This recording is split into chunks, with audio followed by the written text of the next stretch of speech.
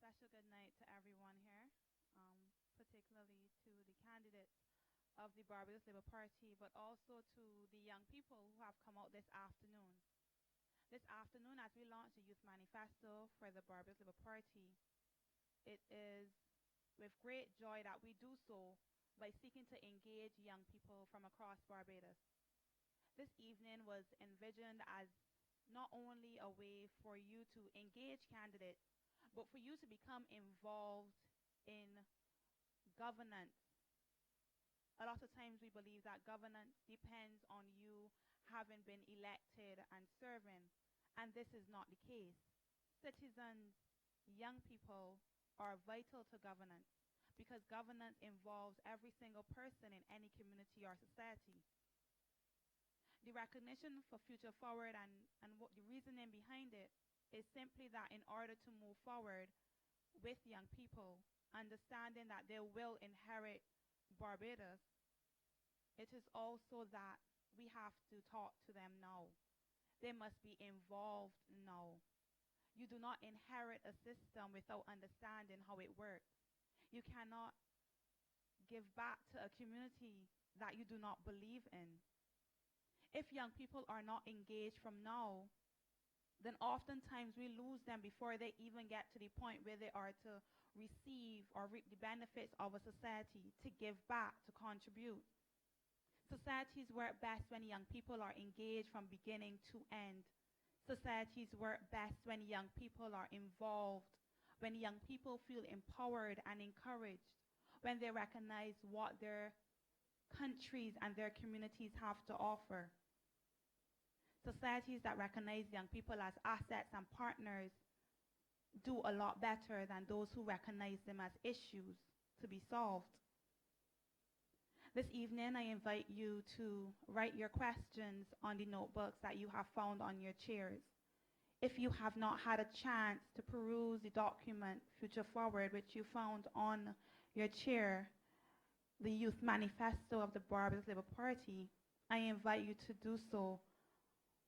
And once you do, we hope to engage you this afternoon in conversation that makes you leave here willing and invested in Barbados, recognizing that there is a vision for you, that we have seen a place for you in communities, and we plan to invest in you from now. I've spoken to many young people, and many believe that Barbados has nothing to offer them anymore. That is not the case. But we want young people involved from beginning to end. Nothing for you without you.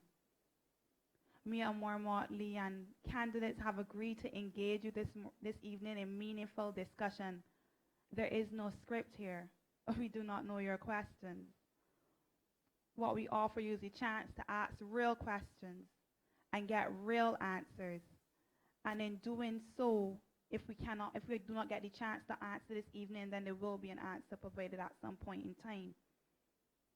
This is about continuous engagement and recognizing that young people must be at the center of it all. So this evening, I invite you to take the opportunity provided and to take this as a way to ensure that your voice is heard. Additionally, it gives you the ability to now hold persons accountable. Manifestos are not empty promises, as we like to declare.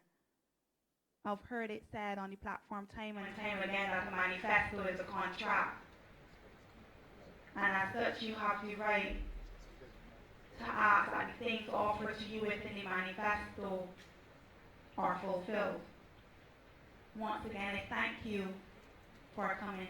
I thank you for taking time out of your schedule to engage and to be engaged. And I hope that when you leave here this afternoon, you feel as confident in Barbados as I do. Because after 2018, we have so many more years to go. And after 2018, May 24th, we hope to have you at the helm assisting as the Labour Party drives Barbados forward. At this point in time, I wish to acknowledge the presence of Ms. Mia Amor Motley, the Barbados Labour Party's leader.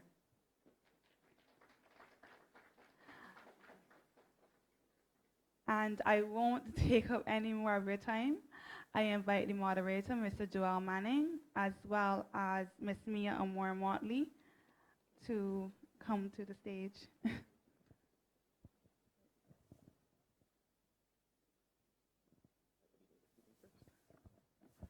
believe so. A pleasant good evening, everyone. It is definitely my distinct pleasure to be the moderator for this evening's discussion. And without further ado, I turn it over to Ms. Motley, who is going to open this evening with some brief remarks. Thank you very much. Take this one. Thank you very much. First of all, let me thank all who organized this event at such short notice. This is an opportunity for us to engage directly with you and through you to a wider audience across Barbados and indeed across the world. The Barbados Labour Party is conscious that unless we create a platform that engages our young people, then we will not have succeeded in doing anything.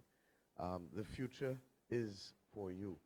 And very much the last decade has represented lost opportunity. For this reason, we felt that we would put together a dedicated youth manifesto entitled Future Forward, so that you can get an idea of what it is we're trying to do across the entire society in terms of empowerment, in terms of the creation of opportunities, in terms of defending those of you who have been discriminated against, in terms of creating back the platform for you to move forward, whether it is in academic, entrepreneurial, or technical or vocational skills. We've set ourselves some very simple targets, that we must look forward, and that within a decade, by 2030, we should have an entrepreneur in every household. We should have a graduate in every household, and that we should equally ensure that all of our children under the age of 18 will have been given an opportunity to be bilingual, will have been given an opportunity to learn to swim, because we live on an island surrounded by water, should be given the opportunity to be exposed to an artistic discipline, a sporting discipline, and where possible, should have been able to travel outside and should have been exposed to the basic tenets that guide and support entrepreneurship. We feel that if we do that, that our children, as they become adults, will secure the future of this country. Because at the end of the day, it is not governments that grow, it is people, households, and businesses driven by the activities of people. Driven by the activities of people. So that our responsibility is to empower you to be able to take those decisions in a mature way, but that allows you to also maximize the opportunities that will come your way, such that you may become global citizens anchored by Barbadian values. Thank you. Thank you. You have to excuse my voice. I'm trying to get rid of a flu that I've caught, rather. So I have 5 more speeches tonight, so I'm trying my best to measure it. And with me tonight is 3 other candidates, John King, Marsha Cattle, and Ryan Strawn. And I'd like to ask each of them to join us up here as well at this point, so that they too can help answer some of the questions and comments that we have. Thank you.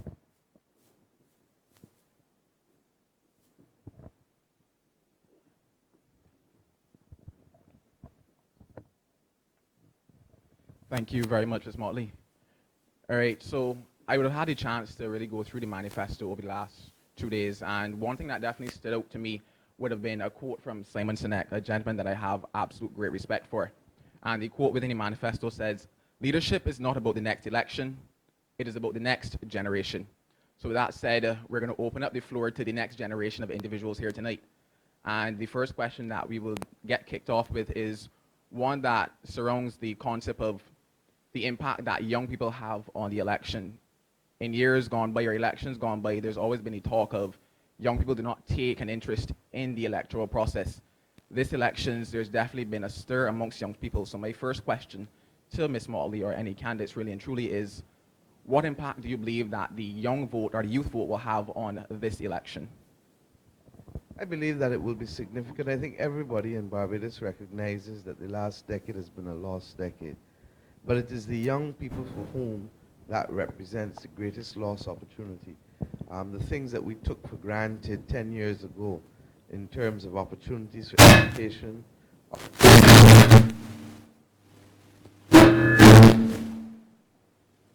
There's some kind of zeitgeist in here. Things that we took for granted years ago in terms of access to opportunity through education, through access to capital, businesses, small business support. A lot of that has gone through the others in the last decade. And to that extent, therefore, I think young people recognize that they need a government that creates an enabling environment for them, yet again, in a way that we took for granted when we were younger. Our numbers and interaction also show that as we rub shoulders, that some of the most searching questions came from young people, and some of the things that people wanted most articulated for older people say, look, don't mind me. I worried about my son. I worried about my daughter. You understand? I can get through. I can get by. But people want an opportunity for them. So I think that this is the one that really is going to see young people come out in their numbers because they know they're fighting for their future and the future of their country. The others are free to add to that. I would only say that the one phenomenon that has concerned me the greatest is the number of young people who have left school and who have never held a job. I mean, that is the most destabilizing factor for me because I can think of no other period in Barbados' modern history where people left school but did not have a chance to go into some kind of employment within a year or two, 3 at the very, very most, not 6 and 7 years as we're seeing now across the country. John, you want to add to that? Yeah. Well, I think that part and parcel of what we're seeing is a change in values and attitudes among people. When I was growing up, it was always, young people were supposed to be seen and not heard. And so therefore, the whole idea of us getting involved in politics was a no-no. It was politics was the domain of adults. I think over the last 20 years, that mindset has changed among parents. And so people encourage young people to express themselves more. We encourage them to also lend their ideas to their own future.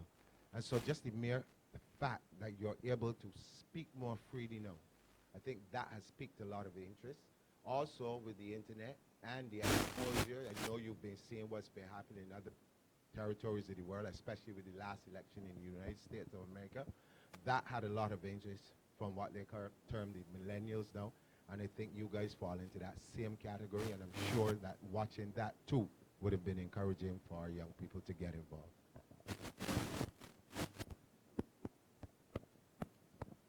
Thank you very much, John. So with that being said, I now look to the floor because I know there are several burning questions that a lot of you have as young people. So is there anyone who would like to get the ball rolling? Oh, no problem.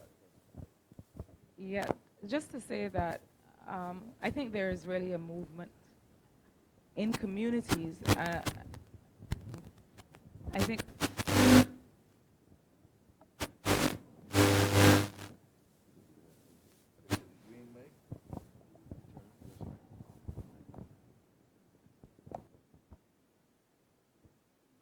I think one of the things that we're understanding is that communities are not just geographical. And so represented in this room are many different communities of people, all with a different perspective. And it's been very interesting for me, certainly over the last 2 years as a new candidate, to see the different perspectives across geographical communities, but also different communities of young entrepreneurs, young artists and entertainers, people who have startups and who have a lot of different ideas about what should be happening. When I was younger, there was a point at which I think I felt as if you were kind of asked as a young person to play act engagement or play act participation. And so you would put all your best efforts into thinking through ideas, but then there was nowhere for them to go. And the reason I'm proud to be a part of this Barbados Labour Party is that we are really practicing real engagement with young people. And they are responding to our questions. Young people are coming with real ideas, and that's what's represented in Future Forward. Real ideas about what will make their lives easier and have more value and more interesting. And so I do think it's a movement, a real movement of real engagement, and we're excited about that. Oh, well, there's only one left to go, so go ahead, Ryan. Thank you very much. I think for me, one of the critical things that we have observed was canvassing is that whilst there are a lot of young people who are unemployed, I think for the very first time in many generations, a lot of young people actually want to own a business or get involved in business in some way. And so I think certainly the choice for young people at the next election, when you look at the policies contained within Future Forward, is that we have actually crafted as part of the economic recovery a path for young people to participate in actually making that economic recovery a reality. And so therefore, in terms of the impact that young people would likely have on the election, I think that once the message has gotten out there that the Barbados Labour Party intends to create avenues for engagement at all levels, but certainly from the perspective that we do have a meaningful response to the fact that we want to encourage young people to get into business, then I think that that in of itself should be a significant factor as far as the election is concerned. But beyond that, I think that the key has always been getting young people into productive activity. And we know that once that happens, then this Barbados economy will recover. It will recover a lot faster than people anticipate, but it truly relies on how well we can motivate and engage young people. Definitely very sobering perspectives, because when I think about it, at the age of 18, I too wanted to have some level of engagement and involvement in the political process, but I was actually discouraged from it. So it's actually nice to have this kind of a forum and a platform for young individuals to be able to discuss and have their questions answered. So with that being said, the next generation that is sitting staring at me with burning questions, is there anyone who would like to pose a question to the individuals that you see here on the platform this evening? All right, so while you are all gathering your thoughts, as I see no hand, oh, I see one, yes. Do you have a microphone?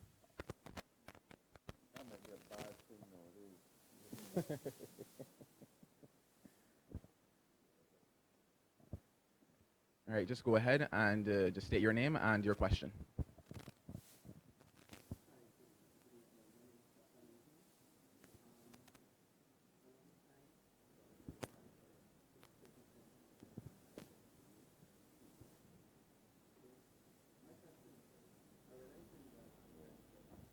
If I can ask you to hold on, because there's no sense you asking a question and others having difficulty hearing it. So if we can just pause and get this right, with respect to the mics, Mr. Songman, what's the issue? Let's get it right, my brother.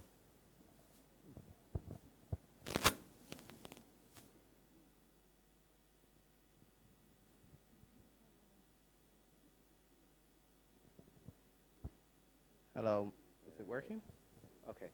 My name is Stefan Newton, and I want to thank the Barbados Labour Party for putting together the Youth Manifesto. I think it's really a brilliant idea, and I think for the first time in a long time I feel included in policy. But my question is, I realize the Youth Manifesto, it aligns normatively with a lot of the contents of the Sustainable Development Goals. I want to know, how do you plan to spur youth engagement on the Sustainable Development Goals, especially SDG 17, youth collaboration for achievement of the goals, particularly with respect to young persons? How do we get them involved? Well, we've said that there are a whole host of activities that we have to deal with young people. In some instances, it's going to be preparing them through education and training opportunities. In other instances, it will be enabling them through access to capital. In other instances, it will be empowering them through being able to participate in key ministries, key decision making. The opportunities to which I referred to also relate to the fact that we are agreeing that our procurement rules will be literally refashioned to ensure that 5% of government's procurement will go to companies where young people are the main principals, and are involved in the actual engagement of things. Dimbilly, come up the front. Thanks. So that, okay. Thank you. Let's welcome Dimbilly Miller, who for us is an icon in this country and this party. So that through creating those opportunities, creating the preparation, creating the empowerment, at different levels we want to work with young people. In 1995, I started the first Ministry of Youth Affairs and Division of Youth Affairs, and we literally recognized that we needed to reach young people wherever they were. We have now to build on that, and regrettably, some of the mass-based training that was done for 15 years has been abandoned. If we don't train young people, and I don't only mean education now, I mean training in all of its different facets, whether in the creative economy, whether in sports, whether in technical and vocational areas, applied areas, they're not going to be ready for the jobs, and then people are going to say, oh, they're not suitable for the jobs. You can't blame somebody if you've not trained them to prepare them for the task at hand. Secondly, we have to allow people to learn how to participate in decision making. And that's one of the things that we want to do. I sometimes feel that we are a victim of our own success. And these guys to my right are some of the youngest candidates that I have. But the truth is that we want even younger persons now to become involved in the political process. So when you said that you were discouraged at 18, my heart dropped, because I want to know who that bandit was that discouraged you. I don't know if the others want to add to that, please. Yeah, just to say, Stefan, that the Sustainable Development Goals are really a framework for a country's development. And everything that is contained across those 17 goals reflects, so things like environmental sustainability and decent work, and these are all reflected in the manifesto. I mean, these are certainly the objectives of a Barbados Labour Party government and how we want to go forward. The business of setting the targets and knowing by 2030 where we want to be, that is up to all of us to engage in and to have a perspective on. But I want to encourage us to not see the goals as these satellites out there, you know, that we have to throw something at to reach. But really it's up to us to say, well, how are we going to make this happen by 2030, and what is real for our context? And that is a part of the conversation we're having now. I certainly think that if you look at the manifesto, that from renewable energy to looking at how we make the public sector and the services offered work for people, looking at the idea of decent work for all, including those with disabilities, looking at gender equality and gender-based violence and how we address it as a country, those are all things that are contained therein. And so your question about how are we going to achieve the goals, this is how. How are we going to get young people engaged in achieving the goals? This is how. By hearing from you and making sure that you are able to participate.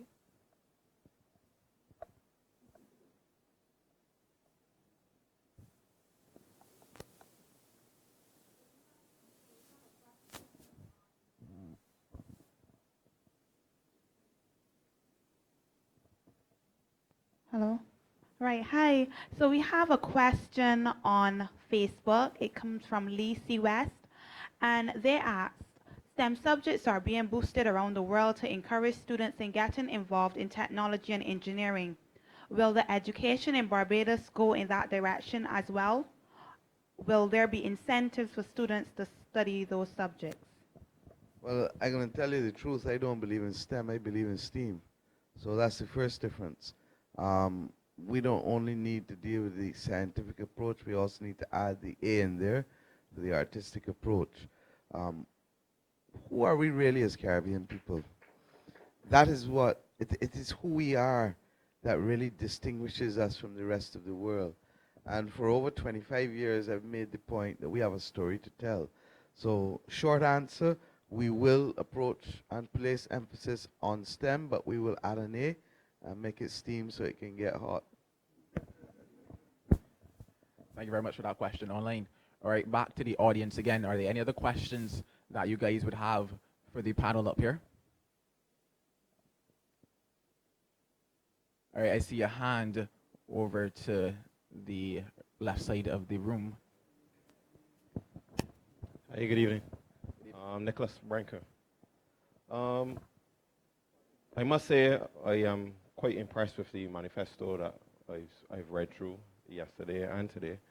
And I do have a question based on it. Now, I can't remember who it was that said it, but the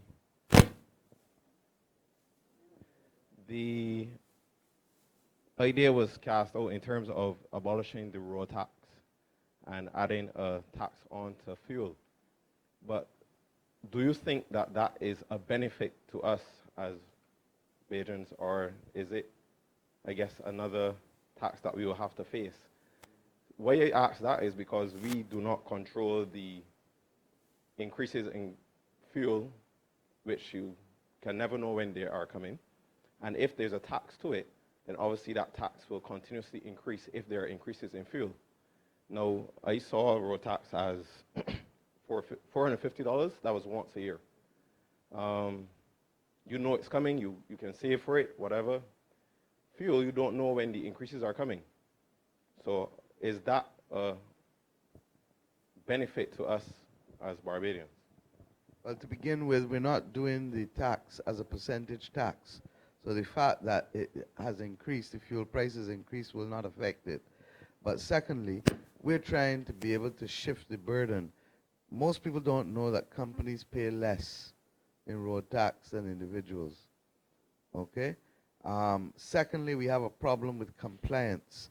And we just simply, in circumstances where taxes have literally gone through the roof in this country, people don't have disposable income, and therefore the level of non-compliance has increased significantly.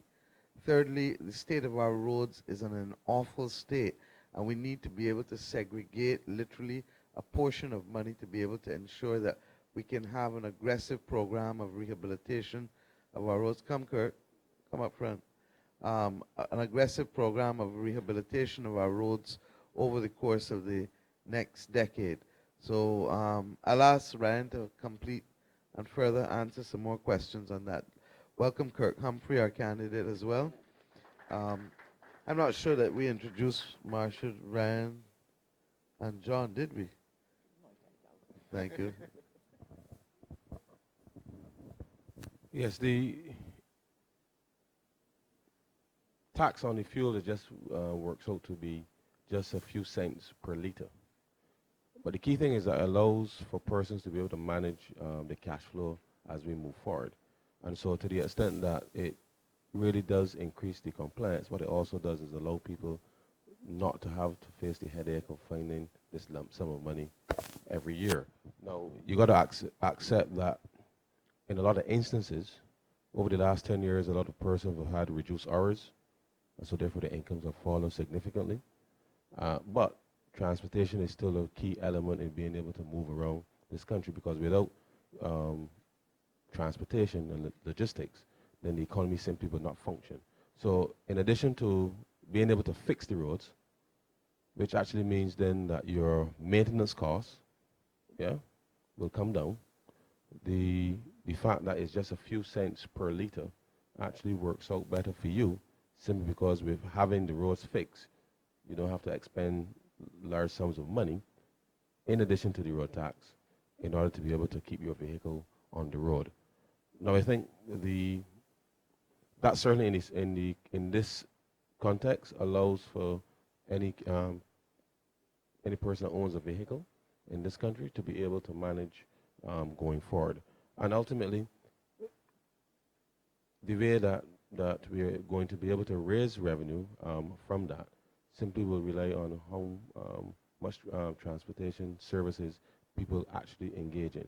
I know that there's some concerns, particularly for persons like taxi men who obviously travel every day. But the reality is that the upside is that once you get better quality roads, then it means then that your maintenance costs should come down significantly. I hope that answers your question.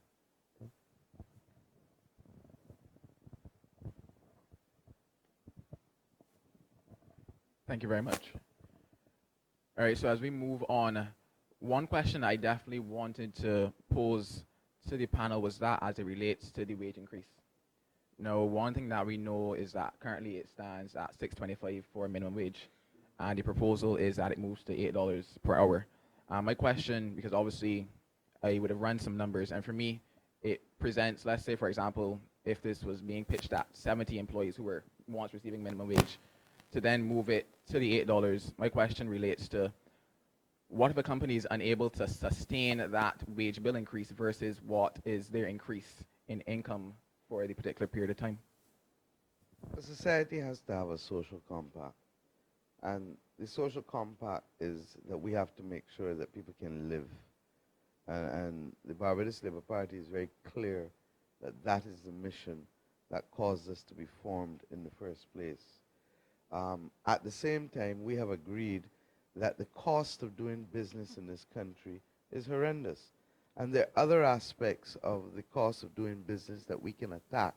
But what we cannot continue to do in this country, as was done in 1991, as others did here in 2013, is to put people, labor, at the front line of adjustment and to insulate all other factors of production.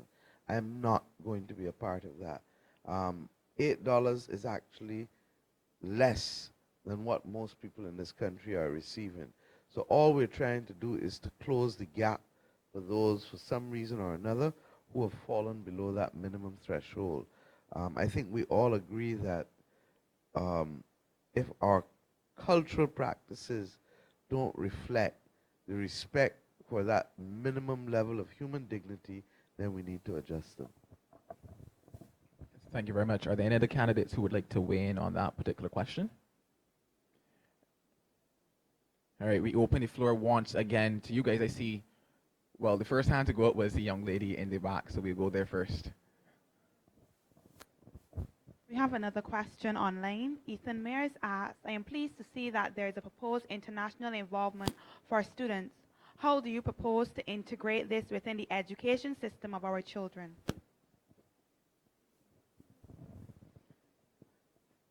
The international involvement that they're speaking about is something that we are going to set as an objective for schools to be able to achieve, not as a core component of government's costs, but every year you see children raising funds to go on school trips, clubs raising funds to go on school trips. We're going to encourage that throughout the entire school system and through our service organizations. Ultimately as well, we would like to believe that the University of the West Indies, and I see some faces in the room that I think may respond positively to this, sets up as many exchange programs as possible, because we feel that every student at a tertiary level institution ought to be given an opportunity to spend at least one semester abroad. Having said, however, that we're accepting the core responsibility for paying fees, it's not something we can do at this stage, and therefore we seek to facilitate it through the creation of an enabling environment to help people raise the funds and to be able to facilitate wherever we can through bilateral relations with other countries, seeking to ensure that we can take their students, they can take some of our students for a period of time. Especially within the region with our Francophone neighbors and our Spanish neighbors, Hispanic neighbors. The question of education is definitely one that we will get back to very soon, but the young lady who had the question in the back. Hi, good evening. Nicole Seeley. This question is pertaining to university fees. In the past, there have been students who have spent several years at university, over 4 or 5 years, without gaining a degree, which may have led to the abolishing of the fees from the previous government. For your government, do you think you will put a limit on this as opposed to the students spending more time at the university and I guess wasting time there? Let me just carry you back to what we did in 1995-96. When we first came to government in 1994, the last government, Democratic Labour Party government, had also agreed to charge fees at the University of the West Indies. So this is deja vu for me. My first act as Minister of Education was literally to tell the World Bank that we would not accept a loan from them if the condition was the charging of fees. And they came back and said it was not a condition that they imposed, but it was a condition that the government at the time put on the table. In agreeing to pay for fees, on the last occasion, we set a framework, which is still a legitimate framework for our consideration. Regrettably, it was abandoned at some point along the way. One, that we will pay for persons' degrees, whichever the length of time of the degree plus 1 year. Because people for all kinds of reasons may fall ill, may have difficulties in the family, may have to defer for a year. We're prepared to pay for the length of the degree plus 1 year. Secondly, we feel for postgraduate qualifications that it has to be in an area of national development, or anyone who has upper second class honors or better, because it can't be just simply studying for the sake of studying. We do recognize that even as we want to create those opportunities, they have to dovetail with areas of national development. It's interesting that you mentioned that, and I would like to just go a little further as it pertains to education, because, for example, you said, as it relates to something that would pretty much better the nation, there are, to my knowledge, several individuals who are seeking to take up studies in courses which are not offered at the University of West Indies or not offered at BCC or any other educational institution. But then they also to find it significantly challenging to source funding for those and find themselves 2-3 years working and then giving up on their dream. Is there any provision for individuals such like that as it relates to either obtaining funding or a provision to help them find a placement overseas?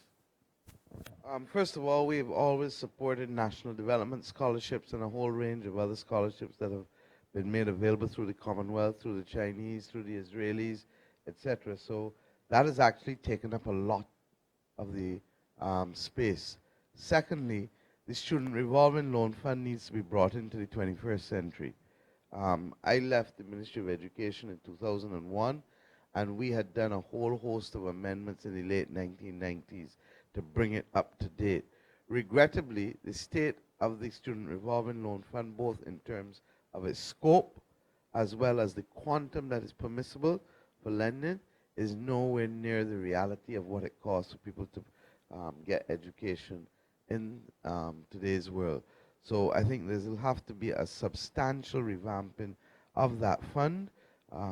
I would love to say that we will manage the economy in a way as well in 5 years' time, that we will look at a dedicated range of scholarships, but that's a second tier and a second level progress point.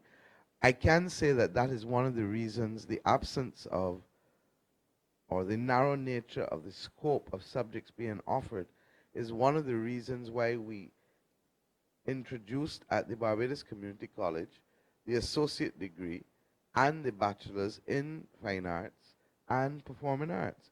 When I started it in 1995, 96, we did it initially out of savings and built upon it. We also felt that there needed to be the establishment of the University College of Barbados to be able to allow us to focus on applied arts and sciences and those things like the performing arts and the fine arts in a way that the university itself was not focusing, so as to ensure that there was a wider range of subjects and that there will be a wider range of subjects in a Barbados going forward that can accommodate the needs of our development. But in short, if we don't offer it, then persons should be able to go to the Student Revolving Loan Fund and borrow. Want to add? Yeah, just to add that, I mean, there's also tremendous capacity among the private sector and the third sector to be able to anticipate its labor market needs. So the third sector is really, if there are foundations in Barbados and the region and the world really, if there are NGOs, community-based organizations, and the private sector. I mean, there are countries all over the world in which the private sector helps to drive the provision of scholarships and educational support for the sectors that it needs in order to thrive. So if you have a renewable energy sector developing, you will find that there are companies that are looking out for young people that it can support in being able to develop the skills that it will need later. That is something that we have to encourage. I think we have to realize that a big part of the governance approach going forward will have to be about partnerships. We will have to partner with the private sector more than we have, and I think we have a private sector that's willing in a variety of ways to partner with government to achieve collectively what we want to achieve.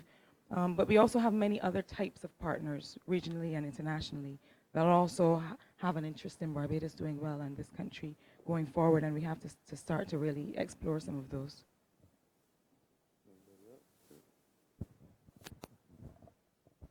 Good night to everybody.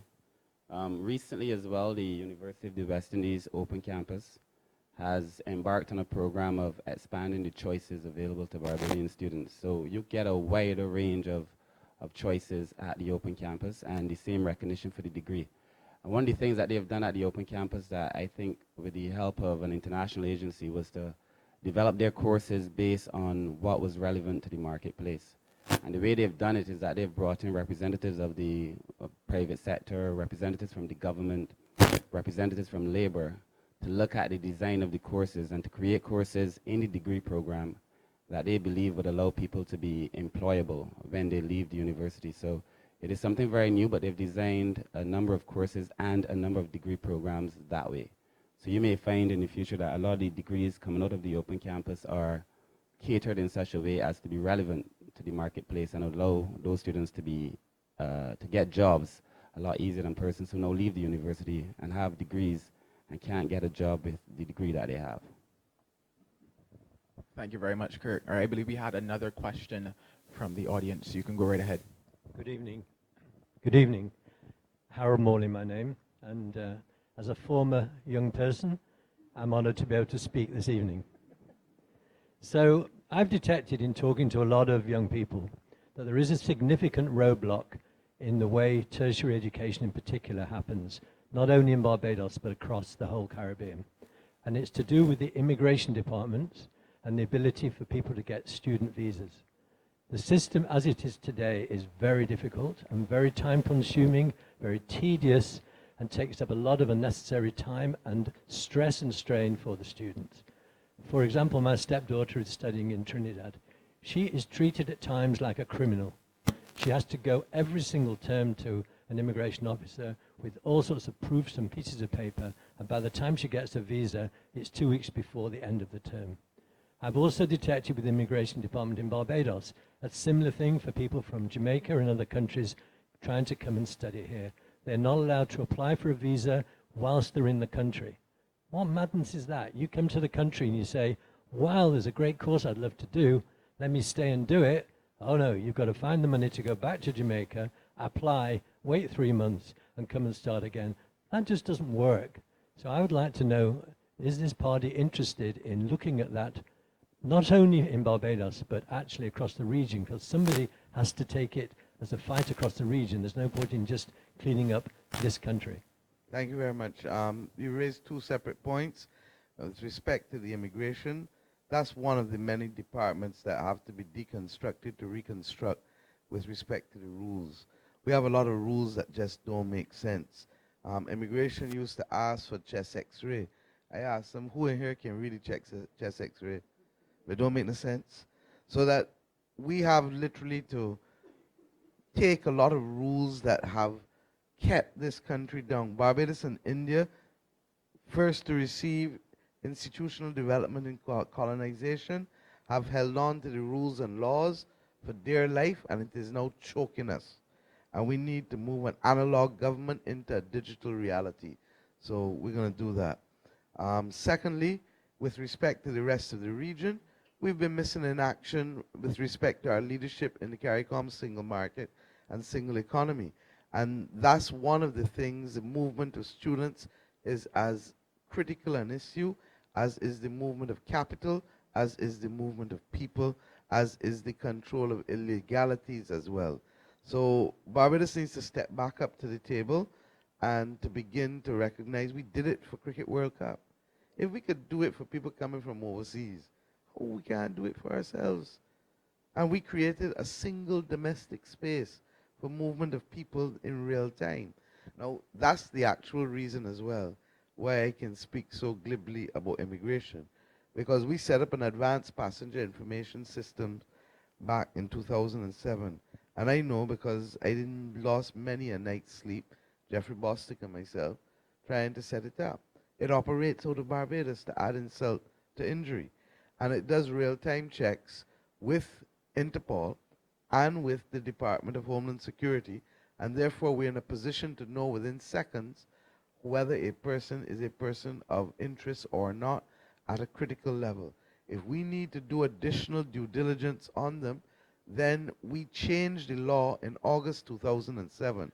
And this government has never used the change of law, where we shifted the burden of proof to the applicant, so that if you fail to tell me the full truth in your application, and I find it out when I've done additional due diligence, then you have to show me cause why you should not revoke your visa, which insulates the government from the kind of litigation that would otherwise humbug the Attorney General's office in these matters.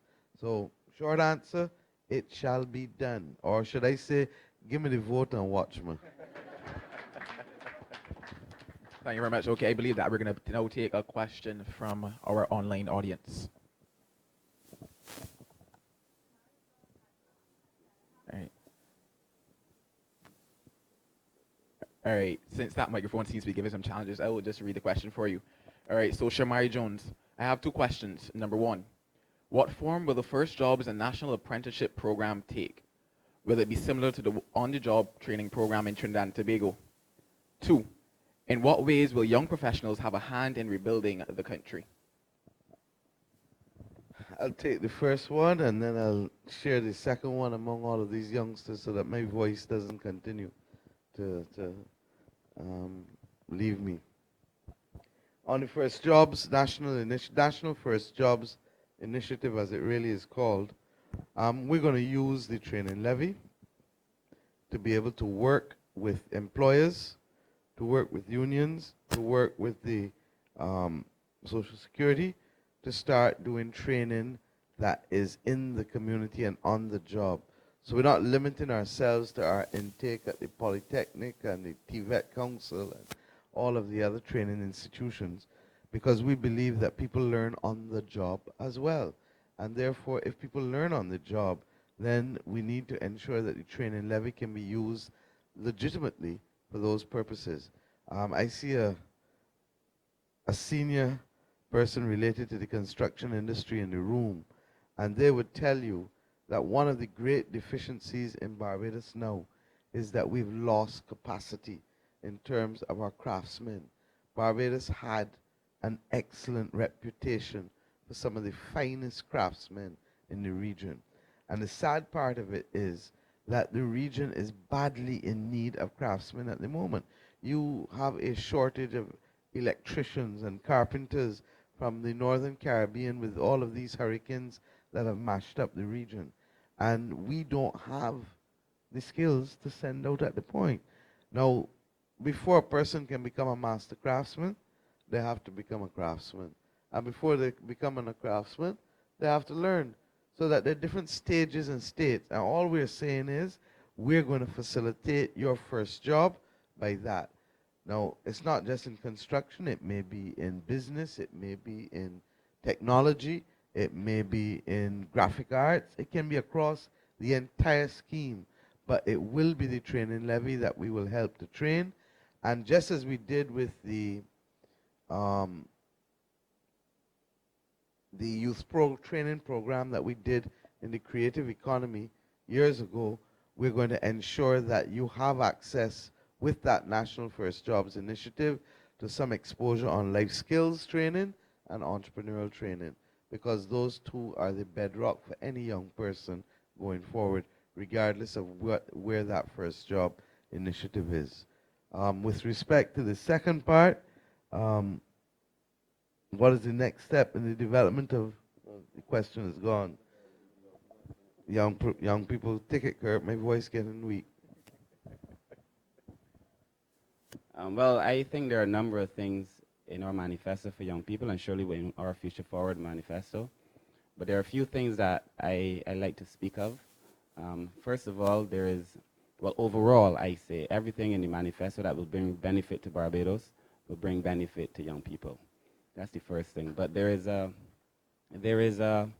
5% of all government contracts will now have to go to businesses that are owned by young people.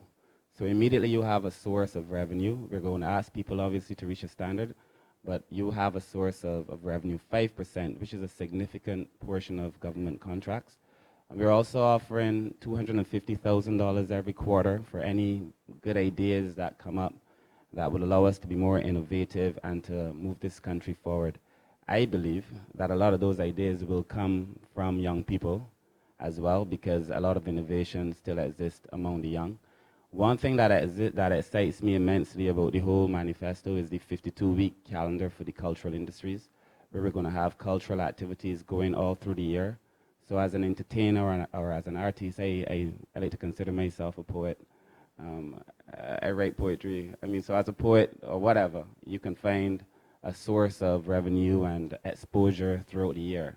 So it wouldn't be a case where you have to wait for June or July to make $1, or June or July to be exposed, but to have that exposure throughout the year. So there are a number of things in the manifesto, but I think ideally those three would definitely help young people. Hi, good evening. First, let me apologize for being late. I was actually at Sweet Manor. One of the things that, Sweet Field, yeah, I was. Well, one of the things that jump out at me in the manifesto is the non-academic training, because I was involved personally with triggering a program called Project Oasis that facilitated those guys who lime on the blocks across Barbados. And that is a grouping that we must embrace in order to move forward.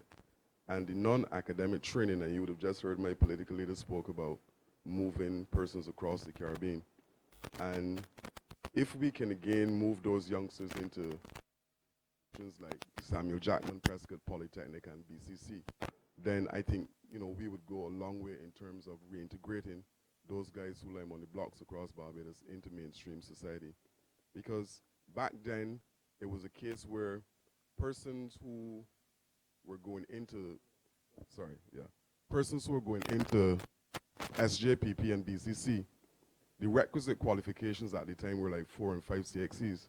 But we had guys from the blocks who were sourcing the same training program without those requisite CXCs. And it was actually taking youngsters from off the blocks for a period of 3 months minimum.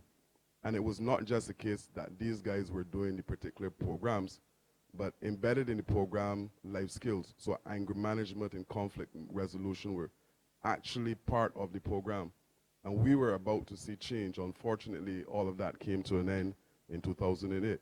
But we will trigger that again as a result of the non-academic training that is embedded in the manifesto.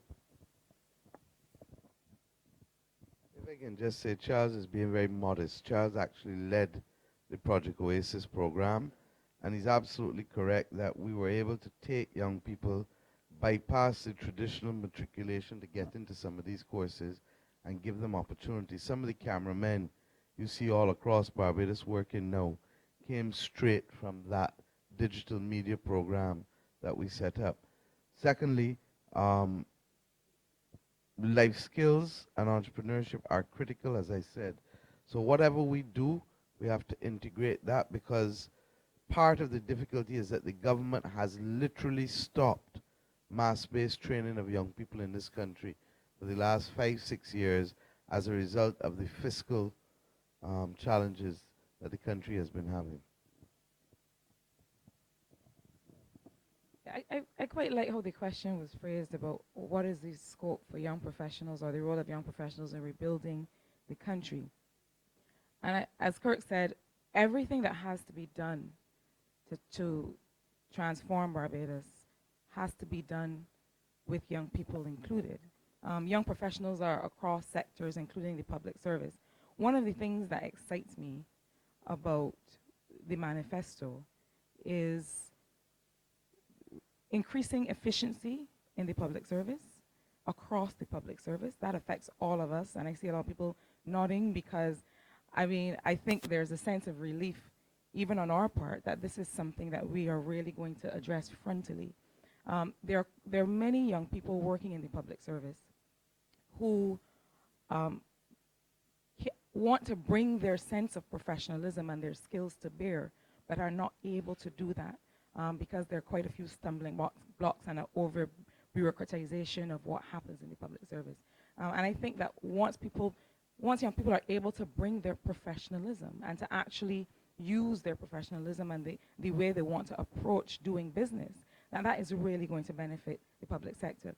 The other thing is we talk a lot about a new digital economy. And one of the projects I was involved in outside of Barbados had to do with using accelerator models. So what you do is the public sector has a problem or has some issue to solve. You put it out there for young professionals who are in the private sector, who may have startups or who may have ideas. And you say to them, if you had to solve this problem, what would you do? And it's called an accelerator because you don't have a lot of time to solve the problem. But you are able to come and say, you know what? If I had to solve this problem in the public service, this is how I would solve it. And I've seen, I mean, we saw this in Costa Rica and in quite a few other places, that a lot of problems were solved quite quickly and easily by young people who had ideas.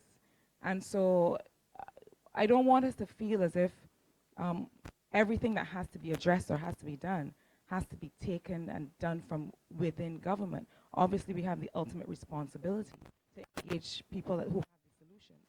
But we want to hear from people who have these solutions, and I think that is the scope for young professionals.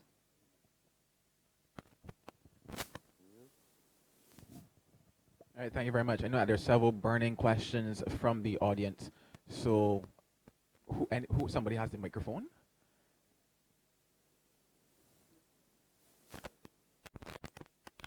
All right, yeah, you can go ahead.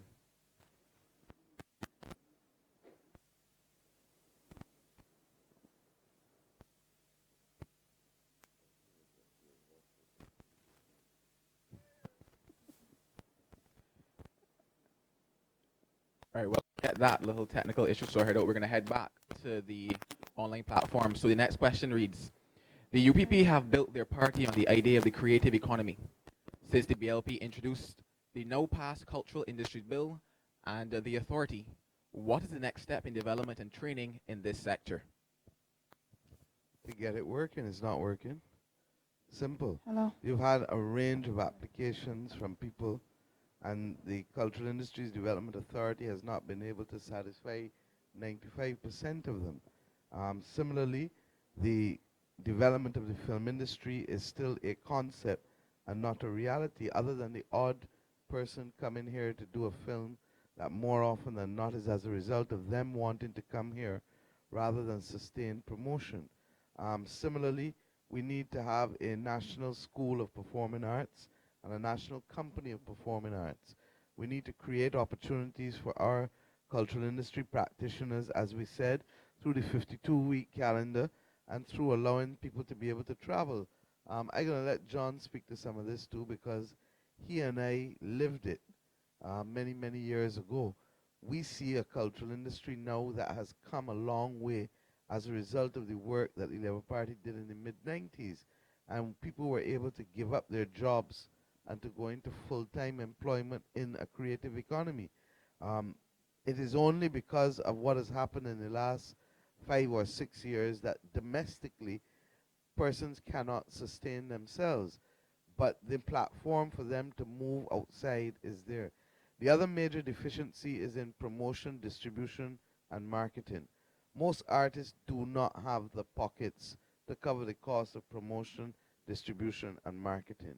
And we have to create an entity, or we have to do for them rather than create a new entity. We have to do for them in the same way that the BTMI, the Tourism Authority, whatever you want to call it, in its many iterations, does for the hotel sector and the hospitality sector.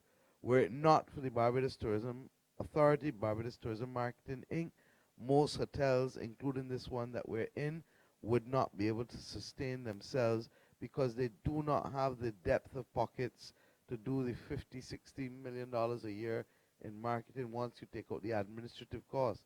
Overall, the government of Barbados spends almost $100 million in tourism marketing and product development. We need to spend just a fraction of that on cultural industries to facilitate the stories that we have to tell the rest of the world. And then we will see the full potential of the Cultural Industries Development Authority. But you see, this is what happens when you pick up a bill, you dust it off, and you just bring it to Parliament. You never knew what drove the whole bill together, what brought it together, what was the intention, and therefore it's just a relic. John? I guess not only that it is has become pretty much a relic. If I can just go back to my own experience, I got involved in entertainment at the tender age of 18 years old, and as like Mia said, back in the early 80s, I was traveling as a professional singer, entertainer for years, and this came about basically because we had a base at that particular point in time. There was a time in this country where young people, TC in the audience could bear me out on this, we had to refuse work as artists. We were working from Sunday to Sunday every day, and we were traveling throughout the Caribbean and playing our trades outside, which made room for other artists to go into the slots that we left to work. And there was always this revolving thing where new artists were coming, new music was coming. But one of the things that we missed then, and we still miss today, was a platform for, let's say, the film and other things like that to be shown. Having just one TV station, CBC, we've never been able to break through where we can have our filmmakers present their work to the first audience that should see it, which is ourselves. And so until we begin to want to hear our own stories, because it's all right to talk about invading the rest of the world, but if you're not prepared to support yourselves first, then it's highly unlikely that you're going to just automatically get things outside of there. So I'm saying that what we need to do as a government is to start putting things in place where our filmmakers, our musicians, our songwriters, whatever it is, can hear and see themselves on a more regular basis. That will encourage more people to get involved. And the wider the talent base gets, the more interesting it will become, because as the more comes in, the more you will get out of it.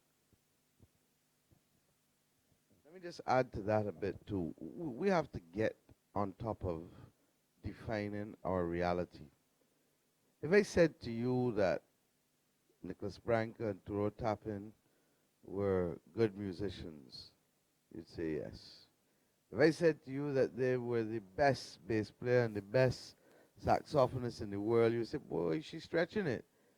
If I said to you that Nicholas is the best Caribbean jazz bass player in the world, and Turo is the best Caribbean jazz saxophonist in the world, say, wow, that is true, you know. We have to define what we are doing. And there's something happening in this country now that we need to capture the energy and move with it fast. You see that thing called bashment? We need to define it. Call it Bajan Bash. Call it whatever you want.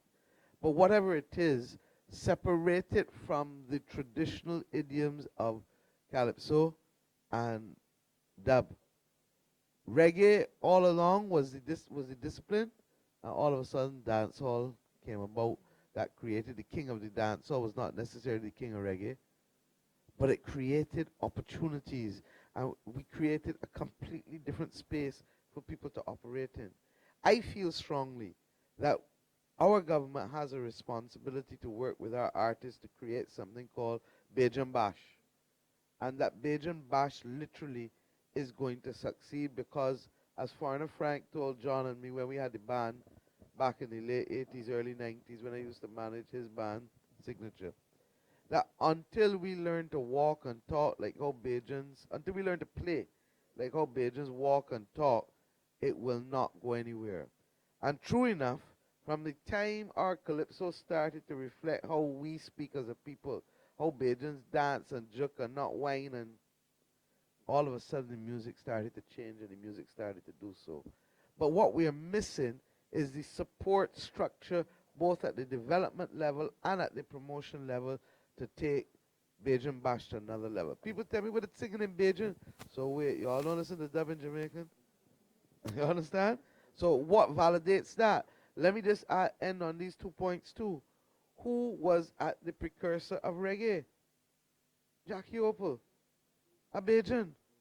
Okay? You go back to Jamaica in the mid-60s and you look at all of the early music. Who was working with Bob Marley and Peter Tosh and all of them? It was Jackie Opal. Who was at the beginning of hip-hop? In the early 70s, there were 3 people who literally were at the center of the development of hip-hop. One, whose name I can't remember from a Jamaican, Grandmaster Flash, who is a Bajan, and is Joseph Pinder, a real Bajan name, but I know him as Grandmaster Flash. And 3, Africa Bambata, who was the son of a Bajan and a Jamaican. Now, how is it that Barbadians are at the center of hip-hop, at the center of reggae, and the majority of Barbadians don't know that? How is it that we have something literally licking? And listen to our campaign music. We have 2 sets of campaign songs promoting Bajan Bash because I believe in it. Do I believe sometimes in some of the full obscenity that it can think? No, but that's another story for another time because I really feel that you don't got to disrespect yourself to promote yourself. You know, so that's another story. Definitely one engaging discussion that we have going here. So we're going to go back to the question that we had previously. Hi. Oh. Hi, good evening, everyone. I have a 14-year-old son, Ms. Motley, and for some reason you have engaged his imagination long before this election season. And so he's a big believer in Mia Motley. However, the concern I have for him, he's chomping at the bit to vote in the next election, but the concern I have for him and for the members of the electorate who are younger is that there's a high level of cynicism. A lot of my younger staff are saying they're not going to vote. It's all much of the same. You talk in this document, and you've talked a lot on the platform about running a clean and honest government. I want to know, beyond integrity legislation, because anything that has the mention of legislation and gets tied up in court suggests to me it's not really going to be effective for ordinary people like myself. Beyond integrity legislation, how can we hold, and what can I take back to my son this evening to say to him, how can we hold your administration to account if you win the next election? Thank you. I want to see you by walking the walk, not just talking the talk. Look, it's easy to get up and want to respond in like terms to people cursing you every night in this platform. And every night, I've said no. I've said no not only to me, and let me use this opportunity to introduce all of the candidates because I realize that we haven't. I said no to Charles Griffith in St. John doing it. I said no to Kirk Humphrey in St. Michael South against the Prime Minister doing it. I said no to John King against the pit bull of all people doing it. I said no to Ryan Strawn against Ronald Jones doing it. I said no to Marsha Cattle against Richard Seeley doing it. And the temptation is there. If somebody lashes you, the worst immediate thing is to lash back. So that's at the level of how you carry yourself, because behavior and corruption are linked in my view. The second part of it relates to corrupt practices and conflict of interest. It's not only legislation. I'm not waiting for the legislation. If the people of Barbados determine that we are to constitute the next government next Friday morning, then whoever is willing to serve in a cabinet has to give me a declaration of assets that we will deposit pending the establishment of the Integrity Commission. I've also said that conflicts need to be brought to the table. You cannot avoid all conflicts in a small society. It's impossible, because if you really look at it, almost everybody is related in some manner, form, or fashion. But what people want to know is that they're disclosed and that they are above board. But we have to set a new standard. And let me say, for those who don't know, what you are seeing is new to Barbados. Barbados has never been riddled with this kind of cancerous corruption that we are seeing now. And I am a Tanya Stevens fan. And Tanya Stevens has a song called What a Day. And she talks about corruption in high and low places. We need to deal with both. Because if we believe that it is only sexy to talk about corruption in high places, but don't deal with corruption in low places too, then the low places will eventually mushroom again to high. So I hope that when I say walk the walk, you understand that for us this has to be a lived reality. I leave you also with a statement from Voltaire that sometimes you have to shoot a general to inspire the troops. And therefore, where there are patent, blatant aspects of corruption, we have to go after it. The last thing is this. People seek to use power in all forms of way, and it is to guard against the abuse of power. And the abuse of power doesn't only come with respect to money. It comes with respect to how you treat to and with people. And I'm very, very clear that we have to have a government that relates to people in a way that respects their human dignity at all times. And that this notion that ministers are a special class. I was a minister for many years, and I told people, minister is my job, not who I am. Who I am is me. The job that I have may be a minister. And it's not a glib statement. I want it respected at all times, but I want the public to respect it too. So if Kirk Humphrey decides that he jumping in Kadooment and he ain't wearing a shirt and he going down, or Marsha decides she's jumping in Kadooment, they're entitled to do that as ministers. Because ministers is what they do, not who they are. If I come into you next, if Ryan decides that he wants to continue playing the sax, so long as he's not doing it as a second job and earning money, because I'm not going to agree that ministers can have two jobs as they've done in this government, where ministers have been in cabinet and running restaurants too, or running shops, or running businesses. But if you're doing it for fun, you're free to do what you want in your hobby, so long as you don't disrespect yourself, disrespect the government, disrespect the country. So it flows both ways. Okay? Thank you, Renee. All right, time is definitely getting slim on us, and I know that there's several more questions, so the individual with the microphone, just stand and let's get to it. Hello. Hi, good evening to the panel and good evening to everyone. Davidson Ishmael. I have done an initial review of the manifesto, and you can forgive me if I'm touching on an area that has been covered, but there are many youth-centered and focused civil society organizations and charities in Barbados that are doing a great work when it comes to our youth, but they are constrained by limited resources. So in light of this, I have two questions, but I'll ask one in the interest of time. Are there currently, or will there be, any policies or initiatives undertaken by the Barbados Labour Party government that will seek to support these NGOs, these CSOs, etc., in advancing their objectives of addressing the various elements affecting the youth of our nation? Thank you. Certainly, but I will say to you that a lot is going to depend on fiscal capacity, how much room there is. We're in a grim situation. We're in a difficult situation. And we have made some judgment calls about who we want to support straight off. I've said we want to support pensioners, and I'm not apologizing for it, because our pensioners at the bottom, if we don't support them, they literally only have coffins to go into, and I'm not going to participate in burying any of our pensioners because a society refuses to take care of them. So, yes, but I also recognize that sometimes a civil society group doesn't only need money. They need space, they need empowerment, they need enabling, and we will create opportunities because we believe that our country is strongest when we do things through partnership. Thirdly, we do, however, also believe that we need to hold civil society groups accountable in the same way that government and other entities ought to be held accountable. And to that extent, we want to pass legislation too that will help build the partnerships and build accountability. So, in short, very much so. I think Marcia and the younger generation use what do you call it? No, the third sector, the language of the third sector. But I've seen it evolve from NGOs to civil society community groups to NGOs to civil society groups now to third sector.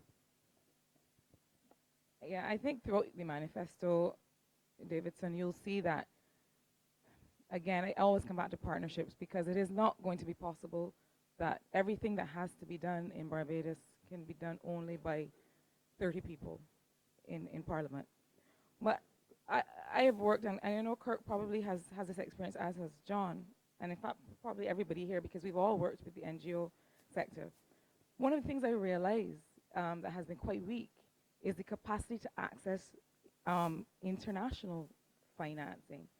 Grant making and being able to write grants properly is a whole area that people need support in. I started an NGO some time ago, and because we didn't have the capacity in terms of numbers to implement a lot of what we needed to do, what we ended up doing was purely grant making, which was finding resources for other smaller groups to be able to implement the work that they want to do. And I realized that that in itself was a whole job. Being able to help, I mean, you know, the Clinton Foundation, the Ford Foundation, there's so many pockets and pools of money out there that are available if you know how to write a proposal. And I think that's something that some agency of government or some entity can certainly help facilitate, because once you open that, you're able to unlock a lot of resources. As I pass it to Kirk, the former head of the Ford Foundation was a Barbadian. Most people don't even know that. When I was a director in the public service, I recall we wrote to a lot of these NGOs to get involved in some projects that we were doing, and in many cases the mail came back. In many cases you couldn't find these organizations, and in many cases a lot of these things only existed on paper. And then when we found a few of them, so, and I'm talking about three quarters of them, and then when we found the quarter that was left, a lot of them were very weak one-man shows. And then when we spoke to those one-man shows, very ill-defined missions, not so sure what their purpose was. I think just beyond going to the point where you are, I think we got to get back to some basics and help them create for themselves exactly what they want to do, so that they exist beyond just paper entities. So I'm very interested in having that conversation about the number of youth organizations to which you were speaking. And if you look at the manifesto as well, we say that we're interested in putting a young person on our statutory bodies so that we could then go through these legitimate organizations to help put persons on these statutory bodies as well. So I'd be keen to hear more about the persons you know. Miss Motley spoke just now about me being modest. Yeah, I got you, brother. The reality is that in 1995, I started my public service as a direct result of an entity based on the vision of Ms. Morley, the Youth Development Program, where 32 youth commissioners were working all across the country. Embedded in that program is something that we call request for assistance. So when the gentleman spoke about assistance, NGOs, community groups were able to submit a document to the ministry to source technical assistance, financial assistance. The reality is that, again, subsequent 2008, this thing no longer obtained in the ministry. So the reality is that, yes, the framework was there. Everything was set in place to facilitate the needs of community-based organizations and the NGOs. All you had to do was to submit that particular document with the relevant documentation to support what you were requesting. All right, we're going to head back out to the audience. We're going to go to Akila first. We're going to come here, and then to the young lady at the front.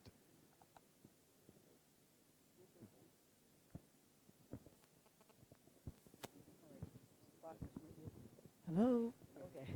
Hi, my name is Akila Jones, and I wanted to direct this question to Mr. John King. because I knew he worked with a lot of the juvenile kids at the Dodds. I wanted to know how does this government plan to reconstruct our disciplinary institutions to stop the pipeline of children's home to Dodds or Somerville to the prison? I would like to know, as I don't have any statistical data to really back up what I'm saying, but I have a lot of testimonies from friends, and I have a brother who's been down that pipeline. So I would like to know what this government plan to do to help these institutions to reconstruct what they're doing, because it's not helping a lot of our young people. Thank you. For a long time, I've been talking about, and it's starting to have the conversation now, in terms of having more of our social workers at the front end of dealing with kids with troubles. We're talking about putting things in place where you can meet them at the primary school level, because that's where all the problems first surface. And we probably only get to see them when they get into the secondary schools and they start to get into troubles. So I'm saying that what is needed now is for us to have, one, a massive training for social workers. We need to have that. That particular part is preventative. And so once we have the numbers of social workers available, then we could start putting programs in place to go into certain communities. It is a known fact, and people feel a little bit uneasy when we start to talk about specific areas within Barbados where you have most of the troubles. If you did a survey at government industrial schools or through the prisons or through the same probation system, you will see links between specific areas, families. It's not strange, but people feel uncomfortable talking about it. And so then once you have targeted a response in those specific areas, I am sure that you will begin to see that line of people finding themselves just going through the pipelines, as you said, getting the help early. And so that will reduce that quite quickly. But it's just a matter of us having the enough numbers. Right now, for instance, with probation, you have sometimes one officer dealing with 50 to 60 cases. It's impossible for them to actually have the kind of attention that is needed for any one person. And so until we can get the numbers up and we can put those programs starting at the primary school levels and back it up with training in the homes, because one of the problems that I would have faced when I was a social worker is that you're doing work with kids in a structured environment, but no work is taking place in the homes where they live. And so when they leave the schools, they have to go back into the same environment which had no work.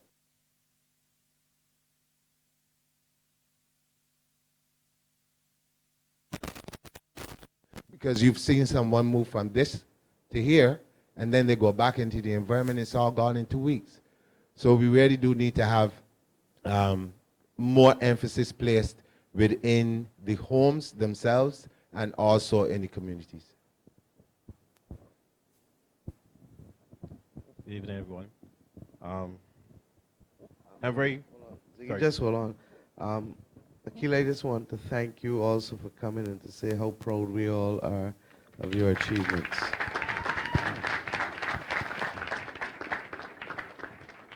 Good evening again. Just to add to Akila's point and John's point, first, I'm very happy to see the development of the creative industries. I'm very, very happy to see some of the things in the manifesto.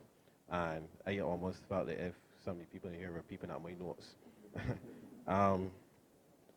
Do you all believe that it should be mandatory for, let's say, students between the age of 14 and 16 to be part of a disciplinary organization, say cadets or Girl Guides or Scouts, to aid with the discipline of our young people before getting out of school? I also, part of the cultural industry part, should we also go back to having national orchestras, youth orchestras, steel orchestras, national choirs, dance troops? Because I strongly believe that when we have, for instance, Carrie Festa, there's no way we should be scrambling to find people, right?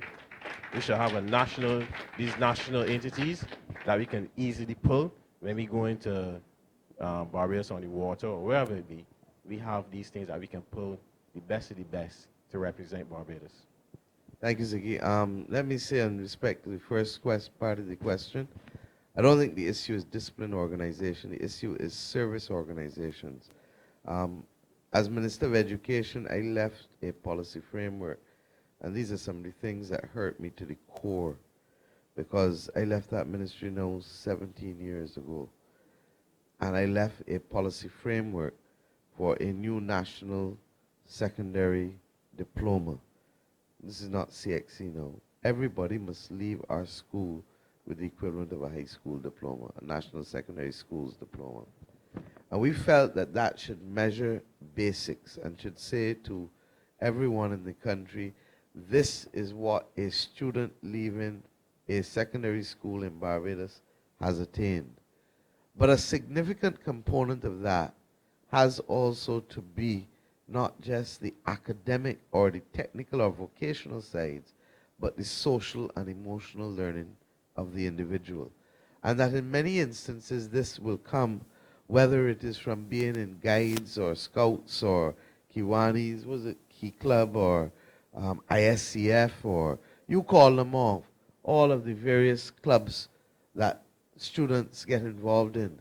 And we felt that you should not be able to get that secondary diploma unless you have shown that you were a member of one of these service organizations. So I wouldn't say discipline at all, even though I recognize that almost all of these service organizations have an innate element of discipline and structure in it. The wordsmith is structure, an innate element of structure in it. So I'm very much for it.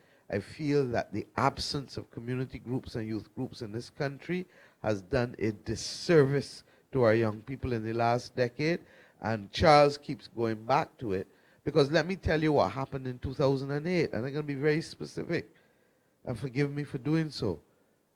$4.5 million that was spent a year, 5 million, 4.5 to 5, spent every year in mass-based youth training from St. Lucie to St. Philip, was converted to be spent on summer camps, Christmas camps, and Easter camps.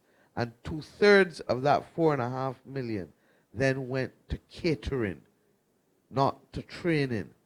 And it was to support catering contracts for political friends rather than spending the money in training. And I'm not making any apology for saying it cannot happen again. And that people went to summer camps in this country without all of that. If it was about the children, I wouldn't even mind, but it was about the contracts. So that we need to take that money and start training our young people again. Secondly, you asked about the national orchestras. If we're not training people, you're not going to get the literal flow to create the volume for national orchestras.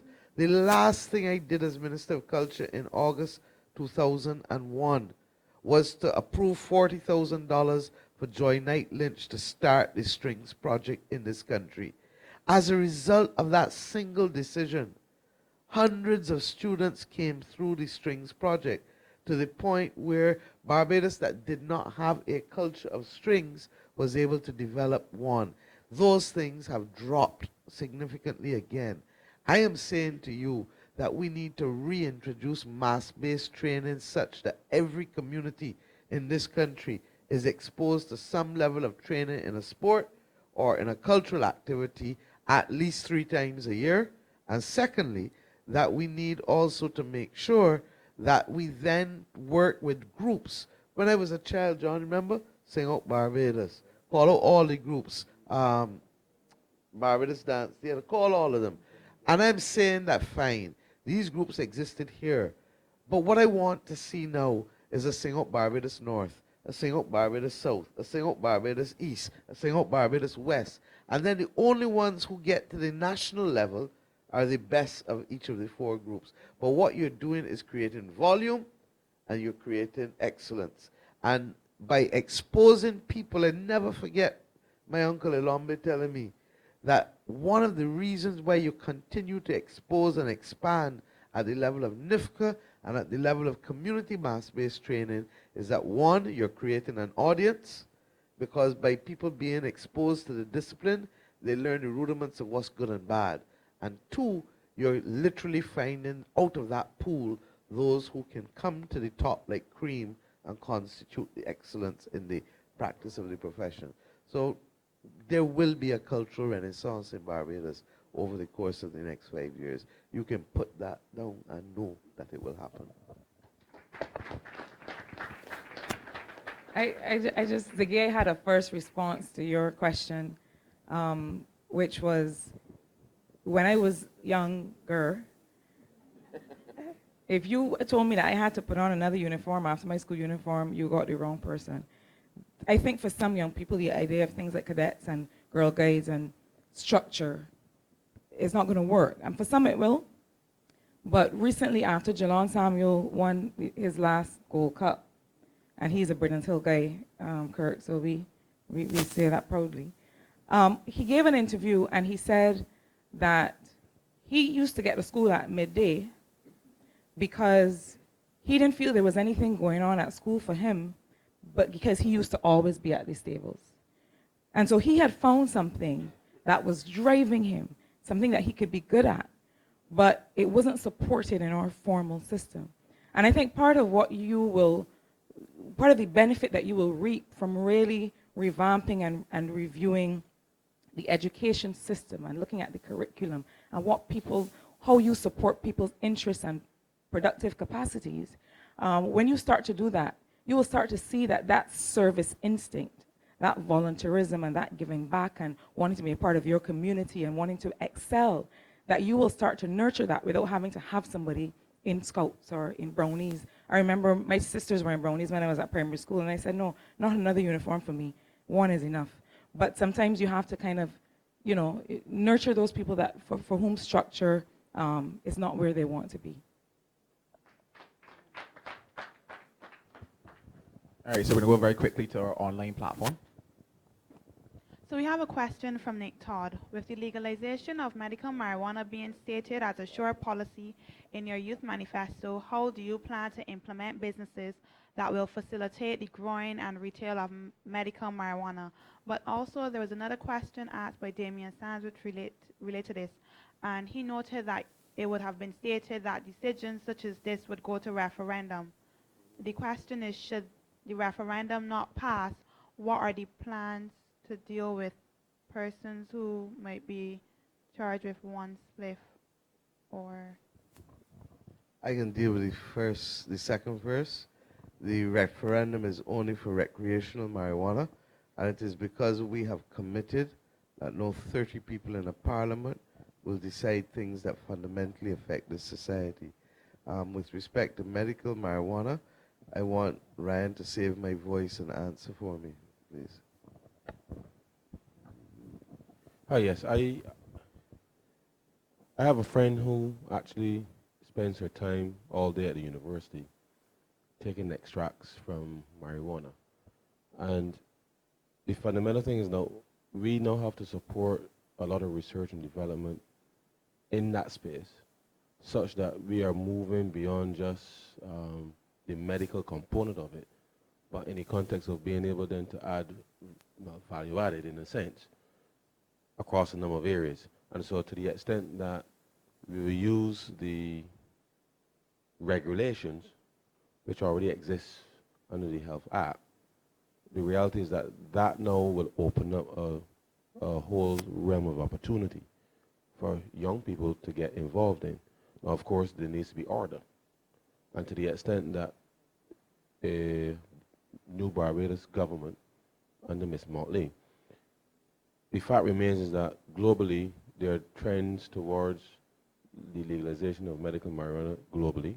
And so therefore, as a government, we now have to establish relations with, on the government basis, such that as a foreign exchange and a component, that we're able to identify for young people that this is a clear path to actually improving their lives. And so this is not just as simple as it sounds. There's a real, may I mention Beijing Bash as a brand. The reality is that we now have to also brand everything that we do in this country.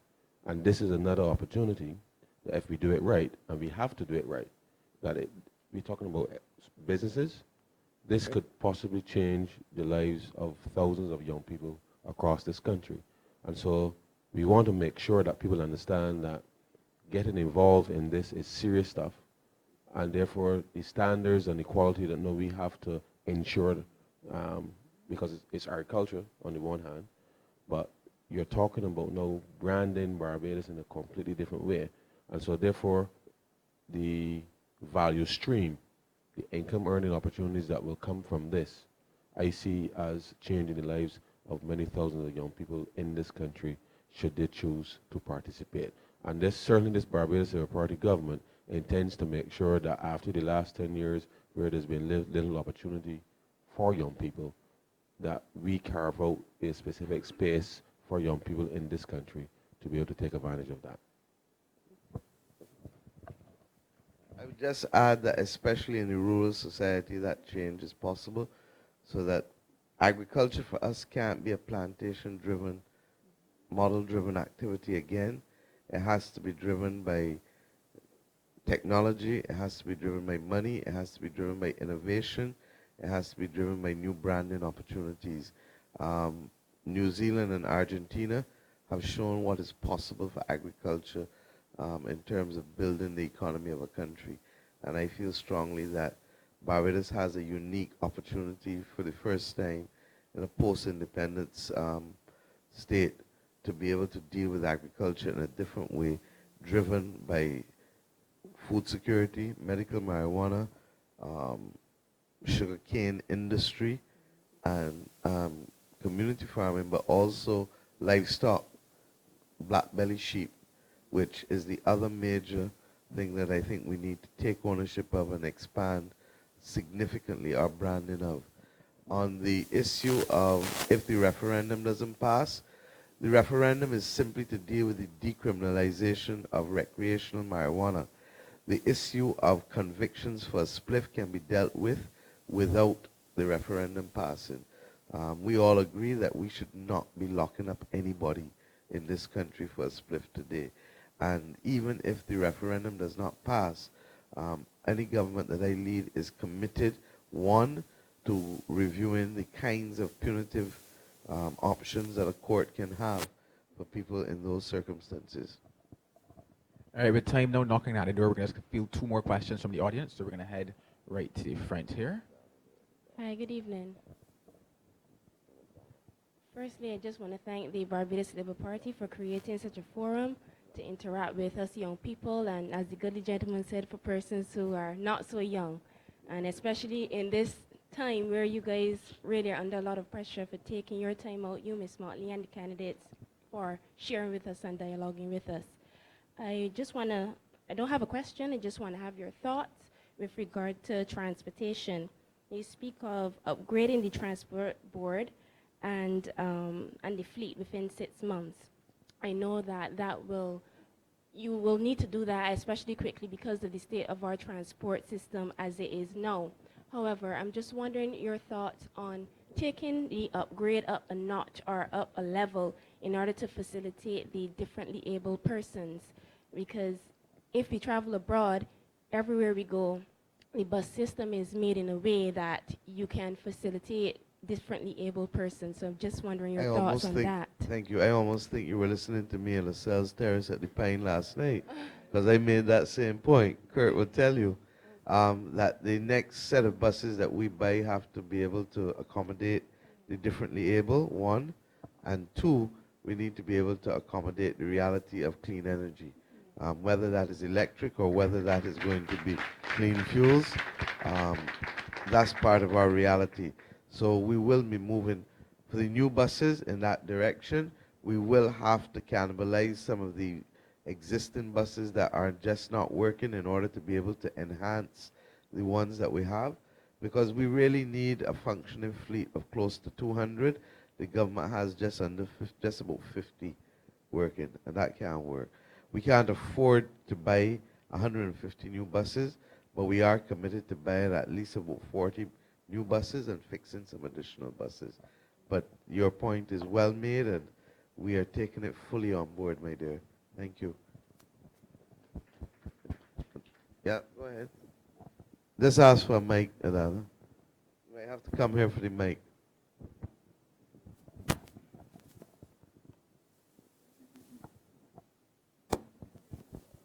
Hello. Good. Have two quick questions. I really liked, first of all, my name is Adana Grandison. Really like the idea of the black belly sheep as a marketing tool. What about other opportunities within the food industry, especially like with our sea urchin, which is rated very highly in the uni market for the Japanese market, as well as our spiny lobster? Are we going to have any focus in terms of our aquaculture market as a way to drive our economy? That's one question. And secondly, last year we had a number of near misses when it came to natural disaster. We were one of the few countries within the Caribbean that didn't have the negative outcomes that our neighbors had. What alternative arrangements, if any, are we planning to put in place to address having decentralized disaster medical relief in the event that our hospital is not accessible? Thank you, Adana. On the first one, with respect to the sea urchin and the spiny lobster, one of the things that we want to do is to establish a Ministry of Maritime Affairs and Blue Economy. In that, there's going to be an obligation for us to deal with marine conservation, and our Pay Forward project to the next generation will be the rebuilding of our coral reefs. In order for that to happen, we need to deal with the marine outfall, particularly that of sewage that's going into the sea, because that's what's killing off the sea urchins, that's what's killing off the spiny lobsters and other, making it difficult for a lot of our sea life to prosper. So all of this is integrated, and we hope that if we do that, as well as we upgrade our markets and pass the phytosanitary legislation, that we will be able to export seafood to Europe and to Asia in a way that we currently are not allowed to Europe because of the absence of standards in our markets and the absence of legislation. What hurts me is that we've been talking about this for about 12 years now. How does a country talk about a problem for 12 years and do nothing about it? It baffles me. Secondly, with respect to the decentralized approach for medical support for a disaster, it's not just medical support. You'll notice that in our main manifesto, and this kind of refers to it in terms of those things that are mission critical and those things that are transformational. But in the main manifesto, we make it clear that we have to get ready for the 2018 hurricane season. Within 1 week of this election, Barbados will be in hurricane season. And the first obligation of a government that it should have been happening from January to April, May, would have been getting fully ready. We don't know what the government has done. Should the people of Barbados elect us as the government, one of the first briefs that I will be asking for is the state of readiness of the country for the hurricane season, because we will not take anything for granted. In our manifesto as well, we talk about national cleanups at least once every 3 months, because we recognize that it is only in regularly cleaning up that we can avert flooding and avert major disasters. I mean, people forget how Karoo died in this country with the water coming down. So these things do lead to loss of life and not just loss of property. Food security, medical emergency, pharmaceuticals, all of those things have to be pre-positioned across the country in order to be able to ensure that if a district or parishes are cut off, and in this instance, where are we really talking about? We're really talking about the Scotland district more than anything else, that we're in a position to make sure that communities on that side of the island have access in a way that if for whatever reason communications and transport links are cut down, you don't have to rely only on getting to those communities by boat across the island, around the island, sorry. So those are valid points. They're unsexy points that don't usually make this kind of discussion, but they're critical, and as a former Minister of Home Affairs, I would have had to have dealt with a lot of these things. I suspect that a lot of these systems have broken down from what I've seen. Having said all of that, we're lucky that we're not like St. Lucia and Dominica and those countries that are mountainous, that have real likelihood of regions being cut off. But we do need to preposition food, pharmaceuticals, and personnel across the island for rapid response mechanisms. Thank you. I'm not going to get in today, but I want each of you to stay tuned on the issue of the need to recognize that we're going to pay for a disaster either before or after.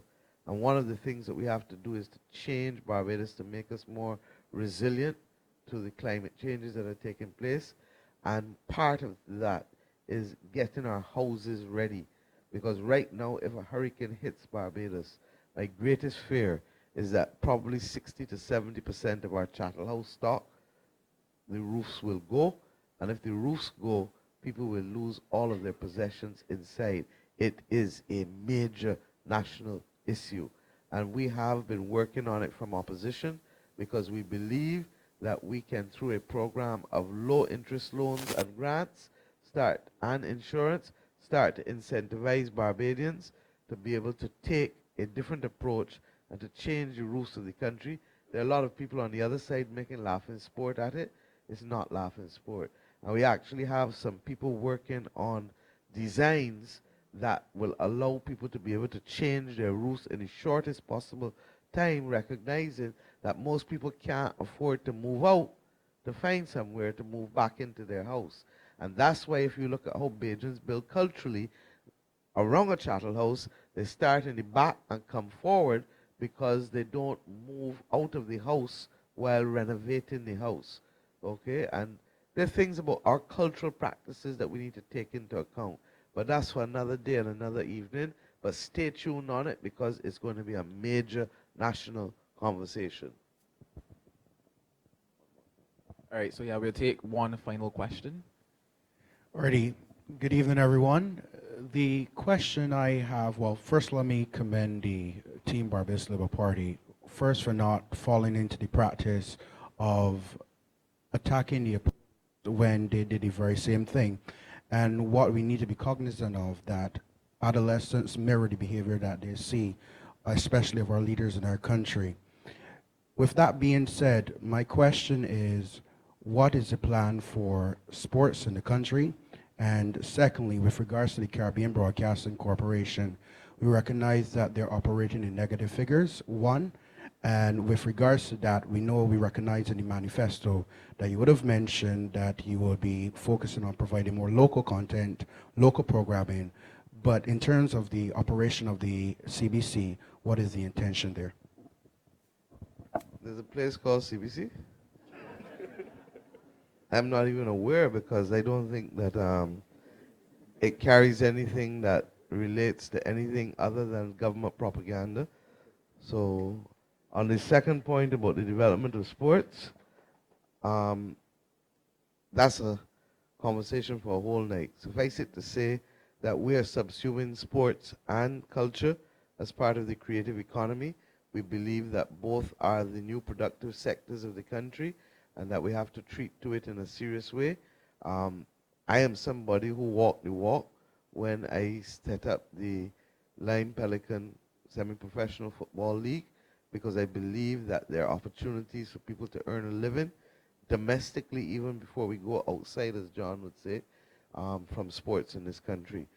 I believe that we need to create and structure road tennis as a major sport for export, and that we need to be able to recognize its potential for broadcast as well. But that's going to require a lot of development assistance for us to do that. And generally, I feel strongly that at the secondary level, we need to have a school of excellence in sports and arts that caters not just to Barbados, but to students from the Eastern Caribbean, because you need to have a pool of excellence literally within your midst. And if people get into the habit of trying to pursue excellence in sports and in culture, they're going to do it after leaving school. So when I said a cultural renaissance, I really meant a renaissance in culture and sports, but I was using it in its broadest philosophical framework. I don't know if the others want to add to that.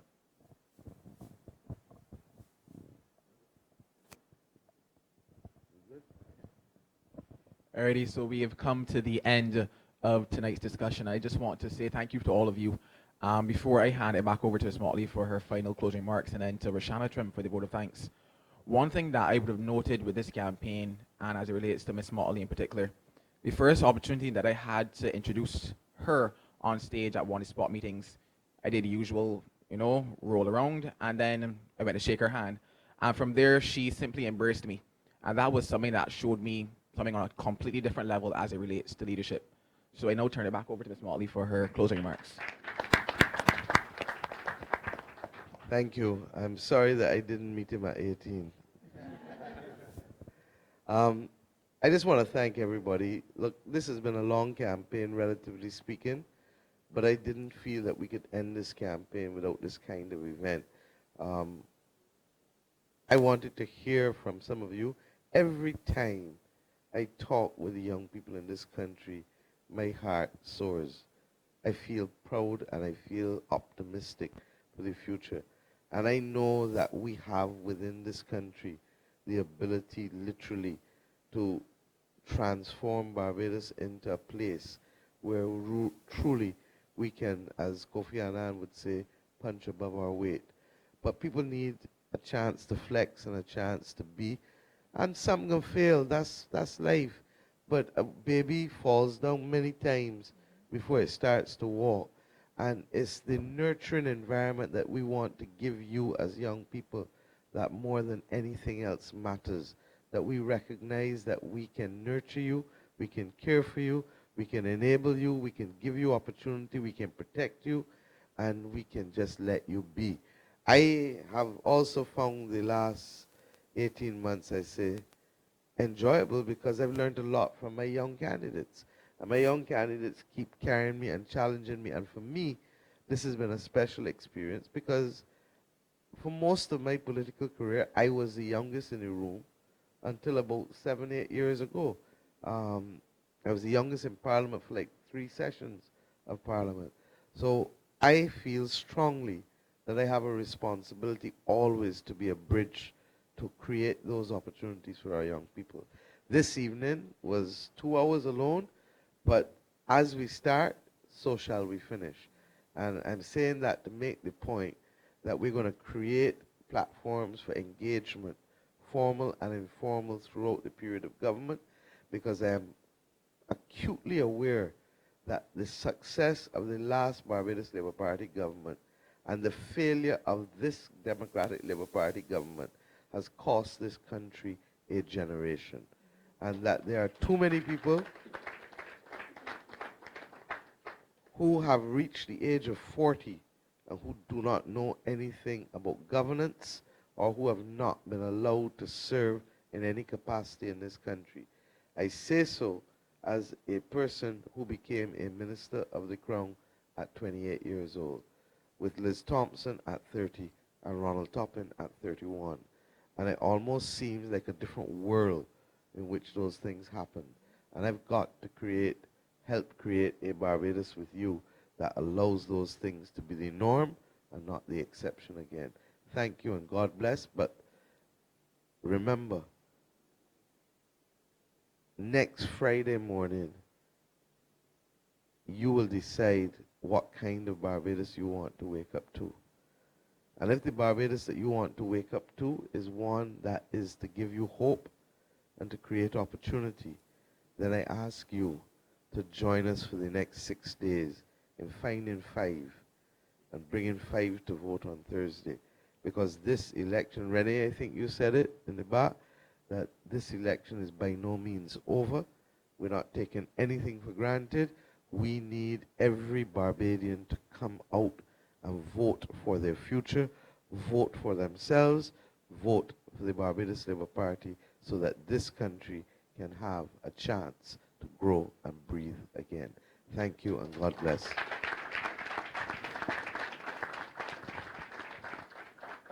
With that being said, once again, I'd like to thank you guys for being here and do enjoy the rest of your evening. Thanks to everyone. We've come to the close. We do invite you to stick around for some refreshments and further engagement.